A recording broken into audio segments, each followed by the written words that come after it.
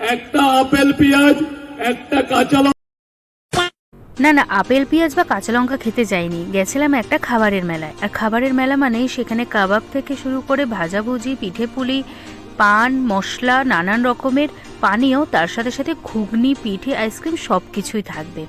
আর এই রকম একটি খাবার মেলা বেশি দূরে নয়, আমার বাড়ির কাছাকাছি অর্থাৎ খড়দাতে অনুষ্ঠিত হয়েছিল। শীতের সন্ধ্যায় এরকম একটা মেলার খোঁজ পেলে আর কি চাই বলো। শুধু আমি নয়, আমার মতন এরকম বহু খাদ্যরসিক মানুষ উপস্থিত হয়েছিল মেলাতে, এবং সবাই সবার পছন্দের কাউন্টারগুলির সামনে দাঁড়িয়ে ভিড় করছিল। তেমনি আমি আমার পছন্দের কাউন্টারগুলির কাছে চলে গেছিলাম।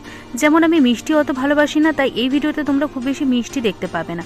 তবে আমি যেগুলো খেতে ভালোবাসি সেগুলোর মধ্যেই প্রথমে খেয়েছিলাম হলো ঘুগনি, তারপরে একটি নিরামিষ খাবারের দোকান থেকে খেলাম মূলোর এই স্প্রিং রোলটা, যেটা প্রথমবার খেলাম এবং বেশ ভালো লাগলো।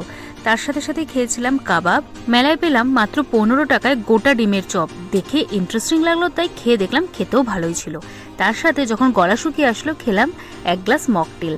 আর সবার লাস্টে এখানে সমাধির দোকান থেকে এক প্লেট বিরিয়ানি খেয়ে বাড়ি চলে এলাম। মোটামুটি সব মিলিয়ে খাদ্য মেলাটা একেবারে ভরপুর ছিল। আর ভিডিও প্রথমেই যাকে দেখতে পেলে, অর্থাৎ আমাদের সকলেরই পরিচিত রাজুদা, তিনিও এই মেলায় এসেছিলেন এবং সেই সূত্রেই আমার ভিডিওতে তার আবির্ভাব। গরমকালে এই ধরনের খাদ্য মেলাগুলো প্রচন্ডভাবে মিস করি। আর ফুডি পিপল যাওয়ার আগে প্লিজ সাবস্ক্রাইব অ্যান্ড ফলো বাঙালি বাড়ি।